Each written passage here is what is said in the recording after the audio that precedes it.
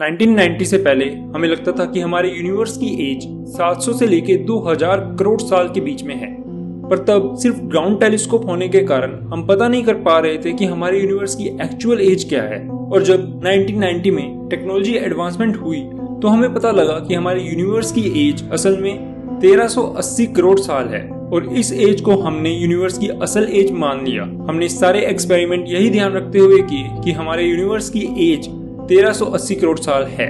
पर हाल ही में James Webb telescope, जो कि नासा का एक स्पेस में भेजा हुआ रिसर्च टेलीस्कोप है, उसने कुछ ऐसी गैलेक्सीज ढूंढी हैं जिनकी एज 1350 करोड़ साल है। पर यूनिवर्स तो सिर्फ 1380 करोड़ साल पहले बना था, तो वो गैलेक्सीज इतनी जल्दी इतनी बड़ी कैसे बन गई? तो इसका जवाब देते हुए राजेंद्र पी गुप्ता ने अपने पेपर्स में लिखा कि यूनिवर्स की असल एज 1380 करोड़ साल नहीं बल्कि 2670 करोड़ साल है।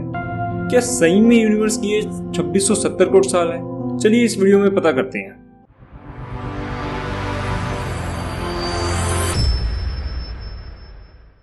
चलिए पहले पता लगाते हैं कि हमने यूनिवर्स की एज कैसे पता की। हमने दो तरीके यूज किए। पहला तरीका था रेडशिफ्ट और दूसरा था कॉस्मिक बैकग्राउंड वेव्स। चलिए पहले रेडशिफ्ट को पढ़ते हैं। बिग बैंग, जिससे कि पूरा यूनिवर्स स्टार्ट हुआ, उसके बाद यूनिवर्स बस फैलता ही गया। और इसी चीज को माइंड में रखते हुए हम बोल सकते हैं कि यूनिवर्स आज भी फैल रहा है।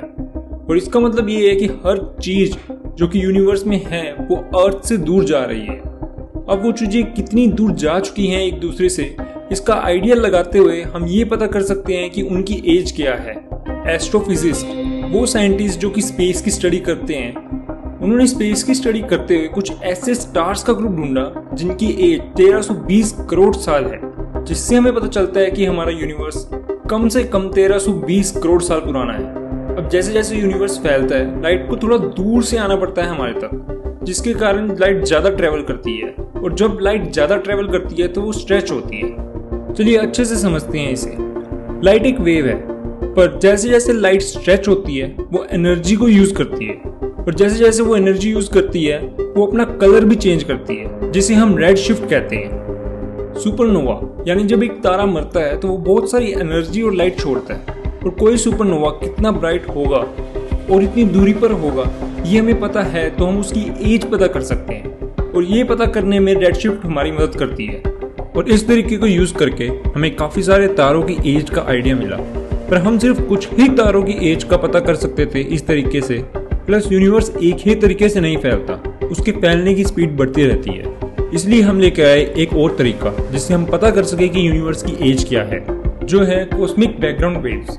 ये वो ग्लो है या एनर्जी है जो कि बिग बैंग होने के बाद यूनिवर्स में बचा, पर इसकी एनर्जी कोई ज्यादा नहीं है, सिर्फ -270 डिग्री सेल्सियस। पर हर जगह इसकी वैल्यू सेम नहीं है। इससे हमें पता चलता है कि अर्ली यूनिवर्स कैसे फॉर्म हुआ होगा। इस डाटा को जब हम सुपरनोवा जैसी रिसर्च के साथ लगाते हैं तो हमें यूनिवर्स की एज पता चलती है, जो कि है 1380 करोड़ साल। इस एज को हमने बहुत सालों तक फॉलो किया, पर जैसी एक न्यू डिस्कवरी हुई उसके हिसाब से हमारे यूनिवर्स की एज असल में 2670 करोड़ साल है। असल में जेम्स वेब टेलीस्कोप ने कुछ ऐसी गैलेक्सीज ढूंढी हैं जो कि 1350 करोड़ साल पुरानी है। उन गैलेक्सीज के स्टार्स का जब वेट पता करा गया तो सामने आया कि उनका मास बहुत ज्यादा है। यूनिवर्स के बनने के सिर्फ 30 करोड़ साल बाद उनका बनना थोड़ा मुश्किल था। यूनिवर्स तब इतना स्टेबल नहीं था कि वो इतने बड़े स्टार्स बना सके। और सिर्फ यही नहीं, सुपरमैसिव ब्लैक होल्स भी कैसे बने, वो भी यूनिवर्स के बनने के सिर्फ 30 करोड़ साल बाद। सुपरमैसिव ब्लैक होल्स भी तब बनते हैं जब एक डाइंग स्टार, एक मरता हुआ तारा, जब कन्वर्ट हो जाता है ब्लैक होल में। राजेंद्र गुप्ता ने अपनी रिसर्च में इन सब चीजों को सोल्व करते हुए लिखा कि यूनिवर्स की असल एज 1380 करोड़ नहीं बल्कि 2670 करोड़ साल है। इससे हम ये साबित कर सकते हैं कि इतने बड़े ब्लैक होल और इतनी बड़ी गैलेक्सीज को काफी टाइम मिल गया होगा बनने के लिए। पर राजेंद्र गुप्ता का पेपर कुछ चीजों के बारे में अच्छे से बात नहीं करता है, जैसे कि यूनिवर्स में किसी भी ऑब्जेक्ट की एज 1350 करोड़ साल से ज्यादा नहीं है। तो इससे हमें थोड़ा डाउट होता है कि क्या सच में यूनिवर्स की एज 2670 करोड़ साल है? क्या सही में यूनिवर्स इतना पुराना है? असल में हम अभी इस बात को मान नहीं सकते। राजेंद्र गुप्ता के रिसर्च पेपर में इतने ज्यादा सबूत नहीं है कि हम अपनी इतने सालों की रिसर्च को गलत बता सके। अभी के हिसाब से हमारा यूनिवर्स 1380 करोड़ साल पुराना है, पर इस रिसर्च से ये साबित हो जाता है कि काफी कुछ अभी ढूंढने के लिए बाकी है यूनिवर्स में। देखते हैं क्या पता आगे हमें कुछ ऐसे सबूत मिलें जिससे हम ये यकीन से बोल सके कि हमारा यूनिवर्स इतने साल पुराना है। तो चलिए इस वीडियो को ख़त्म करते हैं यहीं पर। थैंक यू फॉर वॉचिंग, और अगर आपको ये वीडियो पसंद आई तो प्लीज़ सब्सक्राइब करना ना भूलें।